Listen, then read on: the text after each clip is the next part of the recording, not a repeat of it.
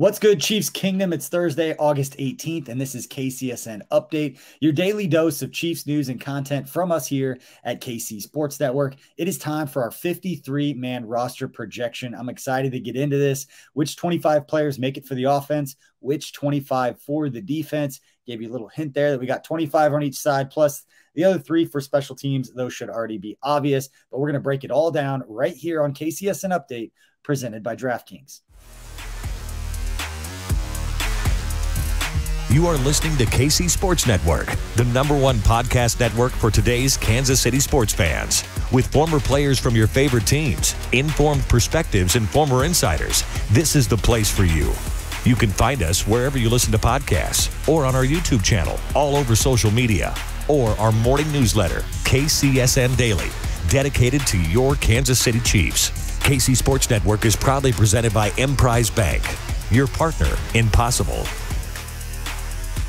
Joining me to break down our 53-man roster projection and all of the scenarios that could take place is our guy, Tucker Franklin. And before we welcome on Tucker, a quick word from DraftKings.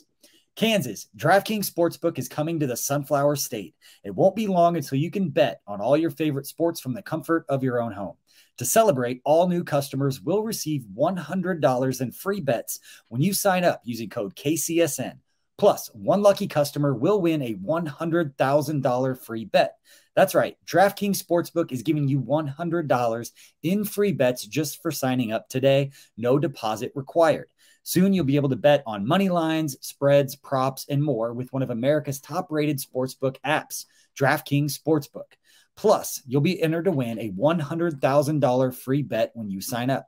Download the DraftKings Sportsbook app now and sign up with code KCSN to get $100 in free bets to use once mobile sports betting hits Kansas. Plus, one lucky customer will win a $100,000 free bet. That's code KCSN only at DraftKings Sportsbook. Gambling problem? Getting help is your best bet. Call 1-800-522-4700. Must be 21 years old. Physically present in Kansas. Eligibility restrictions apply. See terms at DraftKings.com/sportsbook. Subject to regulatory licensing requirements. One per customer. $100 issued as 4 $25 free bets. No purchase necessary for sweepstake. Void where prohibited. Ends first day. DraftKings is allowed to operate in Kansas. See terms at DraftKings.com/Kansas. All right, now it is time to welcome on our guy, Tucker Franklin.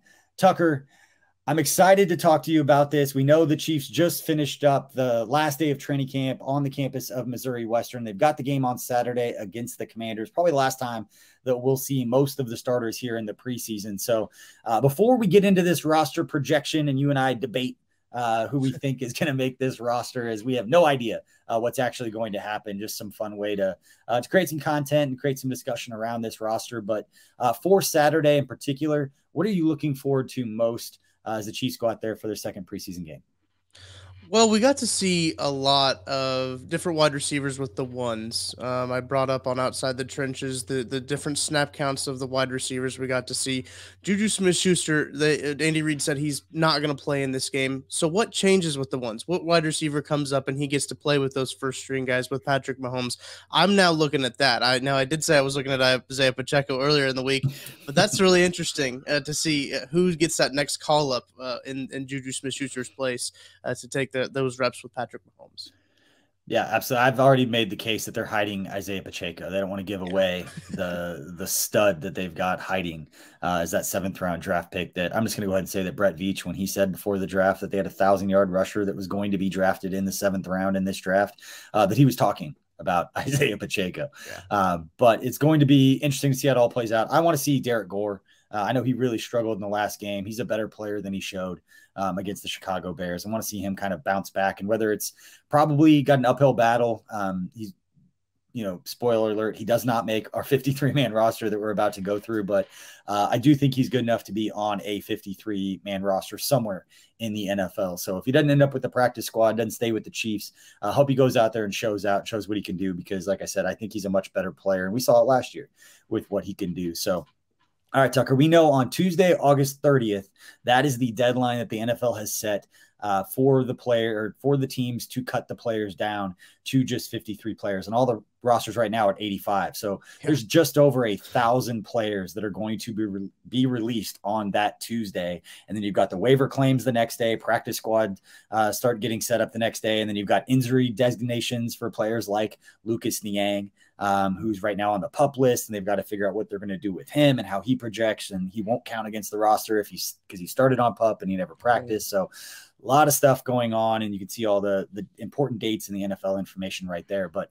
let's get into this projection, Tucker, and let's start with the offense. And in looking at this, we'll start along the offensive lines. I know as a former offensive lineman, you might appreciate that. I have the Chiefs keeping 9 offensive linemen, and we'll just kind of run through them and tell me what stands out to you. But the 9 offensive linemen I have the Chiefs keeping are the 5 starters, and obviously Orlando Brown Jr., Joe Thuney, Creed Humphrey, Trey Smith, and Andrew Wiley going left to right. And then behind them, Jaron Christian, Nick Allegretti, Austin Ryder, and Darian Kennard.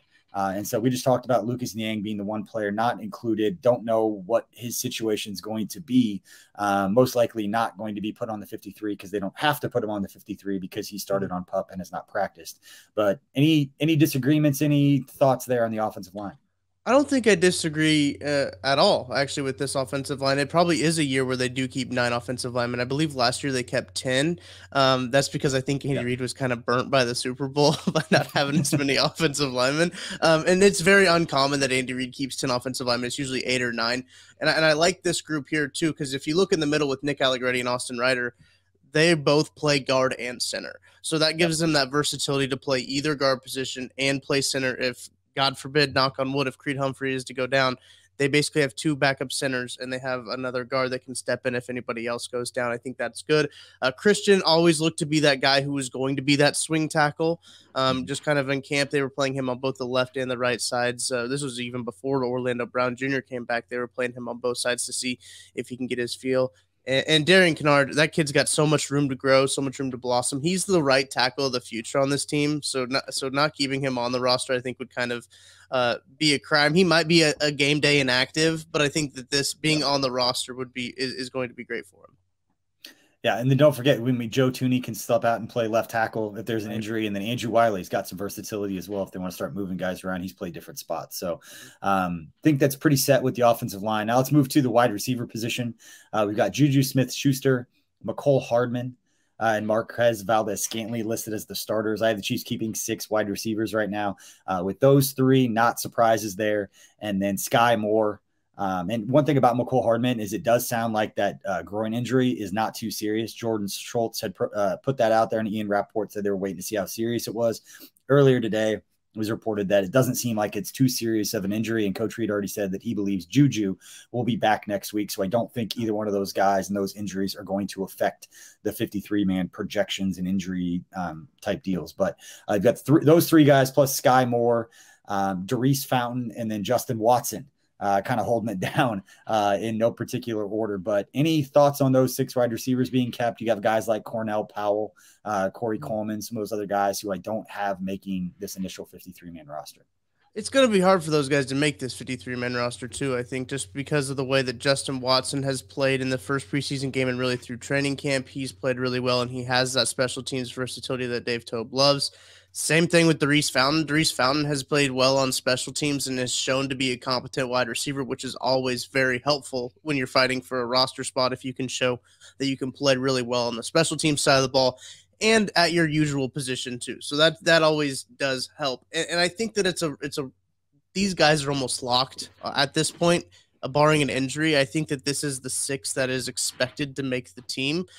Cornell Powell, Corey Coleman, those guys will be excellent practice squad guys, could be game day call-ups in some situations. But I think that these guys right here, this was a lot larger of a conversation, a bigger conversation earlier on in training camp before the first preseason game. And once we saw the first preseason game, it was like, okay, yeah, these are going to be your 6 guys, which I think you kind of like to see at this point in the season. Yeah, and the player we didn't mention was Josh Gordon. I just haven't seen enough from him. And he's another player that I hope comes out and plays well on Saturday because I do think he has the talent. I know a lot of people have been saying that. It seems like since he's had his last big year, which was almost, 10 years ago, that he kind of went off in the league. But he's still got the size, hopefully the athleticism to go out there and make another roster because he's shown to have the talent. It's just this is a tough place to be a fourth or fifth wide receiver as it stands now offensively and not bring that special teams side of things. So those are the 6 wide receivers. And then let's move to tight end. I have the Chiefs keeping 4 tight ends right now. I think Dave Tobe will have a lot to say about this. And hopefully Blake Bell's hip flexor injury, and most hip flexors aren't anything that's going to be long-term and serious like that, but do have the Chiefs keeping 4 tight ends in Travis Kelce, Jody Fortson, Blake Bell, and Noah Gray. Noah Gray obviously being one of those key special teams guys. I know that hurts your heart because your guy is not listed here, the guy you've been watching all of camp. But do you have any disagreements outside of just your heart hurting a little bit there for Matt Bushman? No, sadly not. Hopefully Matt Bushman can land on the practice squad. Again, a game day call-up would be great for Matt Bushman. No, I think that this is the right configuration. You even have Jody Fortson as the number 2 tight end. I think that might even become the case later on in the season once you see these guys really start to work things out. Jody Fortson kind of had that, I think, what was it, a quad injury that he had, that he kind of got a slow start off at the beginning of training camp, and now he's playing well. So I'm excited to see what he can do on this game on Saturday, and kind of see him kind of submit himself as that tight end too. I don't really think there's any disagreements there with Noah Gray and Blake Bell as well. Blake Bell is going to be your guy who's going to be your inline tight end. He's going to be your blocking tight end. Noah Gray, I'm excited to see what he does in year 2. So I think this is right, especially with tight ends, keeping 4 of them. But with keeping 4 tight ends, another position's got to give. Yeah, I know you're talking about the quarterback position, Tucker. No, we'll get to that because I know Michael Burton is going to be the fullback, and then at quarterback, obviously Patrick Mahomes, Chad Henne. I don't see the Chiefs keeping 3 quarterbacks. I don't ever really see it being a thing. I know that Coach Reed has done it in the past a little bit, but you get down to the point where you need Shane Buechele to play. Your season's kind of at a certain point anyway. Yeah. So that position could be better suited for someone else. Plus, one of those guys will be on the practice squad, whether it's him or Dustin Crum. So let's move to the running back position because that's the one. Clyde Edwards-Helaire, Isaiah Pacheco, Jerick McKinnon, which obviously means Ronald Jones and Derek Gore, who we were just talking about earlier. I don't have them making the roster. Now, this has changed over time. I was trying to figure out a way to keep 4 running backs if you would have asked me a couple of weeks ago. But the way that Pacheco has not only been talked about by the coaching staff, but just what he's shown. And for me, really, it's the pass blocking stuff. Where he could be a third down option where they're going to trust him to go out there and protect Patrick Mahomes and understand the blitz pickups and the things that a young player might not quite be ready for. And it seems like based on the way they've talked about him, the way some of the snap counts went down last Saturday, that he is a guy that they trust in those situations, which is a great sign for him, great sign for Brett Veach to nail a pick like that at that point. But yeah, I don't have Ronald Jones or Derek Gore making this roster. And I don't know if that's necessarily a big surprise either, just based on the way that they played against the Bears. And it's tough because they both went to that second string offensive line, which isn't the best, right? But also the second string Bears defensive line isn't the best either. So there's a give and take there. And what I think is really interesting is we saw Ronald Jones get a little bit more snaps with the ones in practice this week just to see what he gets. Maybe he gets a little bit more snaps with the ones this week. I don't think that that's going to matter a whole lot, though. I think that this is kind of the order it's going to be. Jerick McKinnon is a veteran, and he's practiced like a veteran. What Jerick McKinnon has benefited from is by being okay. Like, by him not being bad or him not being exponentially good, he's benefited by that. With the other players, not playing as well. And to your point about Isaiah Pacheco, one of the things that I remember when we met him at the Shrine Bowl in Las Vegas, one of the biggest impressions was, holy cow, this dude just said his favorite play from his college career was a pass blocking rep. Yeah. And I remember us talking about that after he left the room. We're like, that's really what he just said. That led to like a touchdown or something like that. He picked up a blitzer and it was able to lead to a touchdown. So dude is selfless. The dude loves to hit. The dude. I think he said he wants to be on the field all 4 downs, just because he wants to be able to do everything that they need him to do. So I'm really excited to see what he can do. I know that there's a lot of expectations out there, but I think, dare I say, they're warranted. Yes. I mean, based on what we've seen and the way that the team has talked about, it's one thing if guys go out there and make a bunch of plays during camp and then the coaches get up there and kind of downplay it or kind of say, and not say anything negative because they're never going to say anything negative. But if they just kind of say, hey, it's practice, we're not going full speed. Like there are little comments that you can throw in there to kind of downplay stuff. Haven't heard a lot of that with Pacheco. So at this point, like just lean in. I mean, we're already doing it. I'm doing it with George Karlaftis. I already projected him to break the franchise record for rookie sacks. So let's move on to the defense. But before we do that, make sure if you like this content, if you like what we got going on here at KC Sports Network, please hit that like and subscribe button. And then go ahead and leave us a comment. If you disagree with any of those picks, if there's a guy that you say, hey, this guy is 100% making the roster, if you are a Ronald Jones supporter and you're like, there is no way this guy can't be on our roster, let us know. Give us your case in the comment section. And in one of the next videos here on KC an Update, we'll read the comment. We'll talk about it and we'll politely disagree. Or you can talk us into it. I could be talked into it. So probably maybe not in that case. But let's go real quick. So please go ahead and hit that like and subscribe button so we know we're doing something right here. We'll go through the specialists here real quick. No surprises here. Tucker's guy, Tommy Townsend, Harrison Butker, James Winchester. Those are your three specialists. And then your kick returners. These might change a little bit depending upon how some of these young guys do. But number one kick returner looks to be Isaiah Pacheco. Showed some burst in that one return he had against the Bears on Saturday, which was great to see. And then McCole Hardman being your lead punt returner, which, again, anything can happen if those guys make any mistakes. Dave Tobe is not afraid to switch guys out. So let's move on to the defense, Tucker. This is where there might be some more questions. I think if you're looking at the 25 guys you want to put on defense, I feel like there'll be more here. So please let us know in the comments if you disagree with these. But let's start with the defensive line. And I'll just run through these guys. And I have the Chiefs keeping 10 defensive linemen. That's combining defensive tackle and defensive end. A lot of these guys can play both inside and out. But got Mike Dana, Derek Nottie, Chris Jones, and Frank Clark up front. Listed as the starters. That's the way that they are in the depth chart right now. But if you listen to any of our content, starters, it's not really a stat that matters anymore, depending upon what personnel grouping you're in.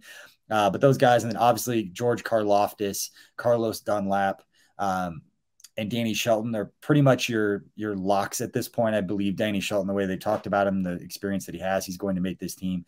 But then you've got Colin Saunders, Tershawn Wharton, and Josh Kando are the last three that I have. And those are probably, in looking at this, Tucker, the three that would be pulled off in place of other players, either along the defensive line, if it's a Malik Herring or somebody like that, or if you want to keep an extra defensive back or an extra linebacker. But up front, what stands out to you about that defensive line group? I think what stands out immediately is the Colin Saunders, Danny Shelton. Those players, now I love Colin Saunders, one of my favorite players on this team, but they have a very similar play style in terms of run stopping type of big bodied guys. So I'm curious if they elect to take one over the other. I wouldn't be surprised if that happens. That's one of the things that we have been looking at. If that's curious if that happens, if they keep both, I think that's fine. But it's just one of those things where do they want to keep two players that do the same thing or not? I think, and I'll push back. I think Derek Nottie and Danny Shelton are probably a little bit closer. Derek Nottie's making the team, but I think they're a little bit closer. Colin Saunders a little bit more, I don't say athletic, a little bit more beat you around the edge, uses quickness to get around you. Or Danny Shelton, it's hard to compare anybody to Danny Shelton, except maybe like an old school like Chris Jenkins, somebody like that. Maybe even maybe a little bit of Dontari Poe, although Dontari Poe is a crazy athlete for his size. But those were space eaters where I think Colin Saunders could provide a little bit on third down against some bigger, slower interior defensive linemen. There's some matchups I think he could cause some problems, and I think that he's looked good. And I personally just like the dude a lot. So I'm putting Colin Saunders on this team. I like what he's about. I like what he brings to the locker room. But I know defensively up front, even in talking with the guys from the laboratory through this, but they had some thoughts on Malik Herring and some of these other guys that have flashed. And where, Dave Tobe gets in the mix, and does he want to keep a Colin Saunders over one of these extra defensive backs that may be somebody that Dave Tobe really wants to keep. So, and then Josh Kando, Tershawn Wharton, I think you just get long athletes that can do things to get after the passer is what it's going to be about. And I think you rotate those guys anyway. We've talked about it on the show before that, your top defensive lineman's playing 55% of the snaps. So your number one guy is barely playing half the time anyway. You need a lot of bodies, rotate these guys through. You want to keep guys like Frank Clark, Carlos Dunlap, even Danny Shelton fresh throughout the entire season and not overwork them at the beginning. So you want a good rotation of young players who can get after the quarterback. From the very start of the season, which is why I like keeping a guy like Colin Saunders, get him in the mix. And I think he's a guy that could, given the right opportunity, step in and make an impact. But let's move on to the linebacker position. And I've got the Chiefs keeping, let's see here, 5 linebackers, and that would be Elijah Lee, Nick Bolton, Willie Gay, Darius Harris, and Leo Chanel. What stands out to you about that linebacker group? What stands out to me is Darius Harris over Jermaine Carter. Now, do I think that's a surprise? No, I think Darius Harris has had a better camp, and I think he's played better in the one preseason game that we've had. He also knows the system a whole lot better than Jermaine Carter does, so he does have a leg up in that regard. It's crazy to think about. You've brought this up several times, BJ. Jermaine Carter had like 88 tackles for the Panthers last year and is like not going to make this team just because of the linebackers that the Chiefs have. But what's going to be really interesting too is the Chiefs will rarely have 3 linebackers on the field.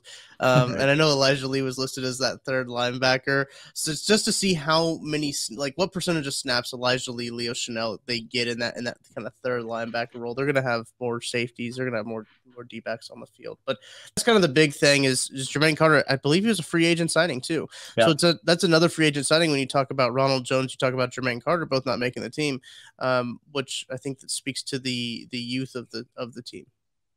Yeah, no, I think Jermaine Carter is a perfect signing when they made it. You have a guy and you see what happens in the draft. You end up getting a Leo Chanel. You get a couple of guys who I think are going to be on the practice squad that do play into my decision to not keep Jermaine Carter. As much as it has to do with Jermaine Carter, it has to keep with I want more guys up front. I want a Colin Saunders to be in this mix because I think it's going to be harder to find a player like Colin Saunders. I don't think you're going to have that guy on the practice squad who's got a little bit of experience who can step in and play, whereas they don't necessarily have that experience, but you've got Jack Cochran and Mike Rose, some undrafted free agent linebackers who I think could be good special teams contributors mid-season. If there's an injury, these guys get called up and play. I think the fact that Leo Chanel can play a couple of different linebacker positions if needed. He could be a rush Sam. He can play the green dot. He can be in the middle. Not that he doesn't have to work through that and it won't be a struggle, but as Steve Spagnuolo talked about during his presser, you've got to find guys who can do multiple things because on game day, you only get 46 players that are active on a game day. So these guys have to be able to do different things. And over the course of an entire season, I think it's easier to bring up, again, a Mike Rose or a Jack Cochran, 2 players I would project to make the practice squad, to step in and play special teams. If you're needing to bring somebody up the practice squad to start as your Mike linebacker, you got problems anyway. Same thing with starting like a 3rd quarterback. Like you're already way down the line. And so for me, I'd rather keep the guys up front, have a huge a lot of guys in the rotation on the defensive line to keep those guys fresh and not keep necessarily a veteran linebacker who's going to be expensive, but also might not bring the same special teams abilities as these other guys. And you only have so many players. And so that's where Jermaine Carter doesn't make the list for me. But again, a guy that is going to get picked up. We saw Lonnie Johnson got picked up by the Titans. Jermaine Carter is going to end up on an NFL roster. Just didn't see him stand out. And based on the numbers, and like I said, the 2 guys I think will be on the practice squad, I think he'll be all right there. Let's move to the cornerback position. Have the Chiefs keeping 6 cornerbacks. Trent McDuffie and L'Jarius Sneed, Rashad Fenton being what I believe are your top 3. And then you've got Josh Williams, Jalen Watson, and DiCaprio Bootle to round out your 6 cornerbacks. What jumps out to you, Tucker, about those 6 corners? I think I like these 6 corners. I think these are going to be the 6 corners. These would be my 6 corners as well. The fact that Jalen Watson got a shout out from Steve Spagnuolo on Tuesday means a lot. I think DiCaprio Bootle has been playing well. I think really him being on the practice squad last year was a big benefit to him and being able to get into this. And now you're going to see him hopefully make this 53-man roster. He also brings a lot of special teams capabilities, so that also helps. And I'm sure they're trying to get Jalen Watson into that special teams as well. I believe Watson was a 6th-round pick as well. I know he was late. He was late in the draft, but you're looking at Trent McDuffie, Joshua Williams. Trent McDuffie 1st-round pick, Joshua Williams 4th-round pick. DiCaprio Bootle was a UDFA last year. L'Jarius Sneed 4th-round pick. Rashad Fenton was a UDFA. Jalen Watson, 6th-round pick. You're looking at that crop right there and thinking they got some talent here, but you're also looking like the value that they've gotten at this talent is incredibly good, and that's a testament to Brett Veach. Something that he's always done, right, in his time in Kansas City, of getting guys late in the rounds in the UDFAs to contribute on the defensive backfield. And I'm excited to see what Trent McDuffie has. Honestly, that's what I'm most excited for. Yeah, and Fenton, for the record, Fenton was a 6th-round pick, so he was a late-round pick. Not bad. But he is entering a contract year, and we've seen that guy go out and make plays. Actually, ran into him at a Quick Trip. I think I told you that. I ran into him at Quick Trip a couple weeks ago. It was during camp, so it kind of caught me off guard. And he was a lot taller than I remember him being. I thought he was a short, nickel guy. He's taller than me. He's 6'1" ish. So excited to see what Rashad Fenton can do. He's one of the guys last year I said that's the kind of guy that you need to pay right now because he's only going to get more expensive. And so you extend a player like that before he goes out and really, really plays well. But the safety position, I don't think there's any huge surprises keeping these 4 safeties with Juan Thornhill, Justin Reed, Deion Bush, and Brian Cook. I think those are pretty set as far as that goes right now. And some of those guys can play multiple positions. They're going to move around and do different things with the way that Steve Spagnuolo likes to move his defensive backs and his guys around. But those are the 25 players that we have for the Chiefs defense. Please, again, on the defensive side, state your case. Let us know in the comment section if you disagree with this, you make a good case, or if you make a poor case. Either way, we'll read some of them on the next video that Tucker will actually have on Friday for you with his KCSN update with a little different twist on it. I don't want to give that away, but make sure you check that out. But please, again, rate, review, subscribe, and then hit that like button. Let us know that you appreciate what we're doing here at KC Sports Network. We know there's a lot of places you can find good quality Chiefs content. We appreciate just being one of them. So, Tucker, put your bow on this. If there's one thing that's not on here that would not surprise you, one player's name that could end up on the 53 that we have not talked about, who would that be? Ooh, that's a loaded question.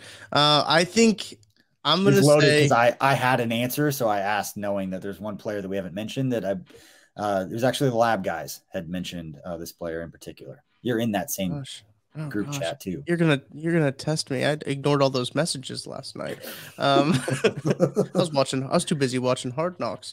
Got to catch up. No, I think I would not be surprised if it comes cut down day and Ronald Jones actually ends up on this roster. I will say that. I will not be surprised if it's August 30th, if he plays well on Saturday and he's the one that ends up making this roster. Also wouldn't be shocked if he didn't make the roster. So that's kind of who I'm thinking. All right. Well, we talked about one of them being Jermaine Carter, but the other one's Chris Lamons.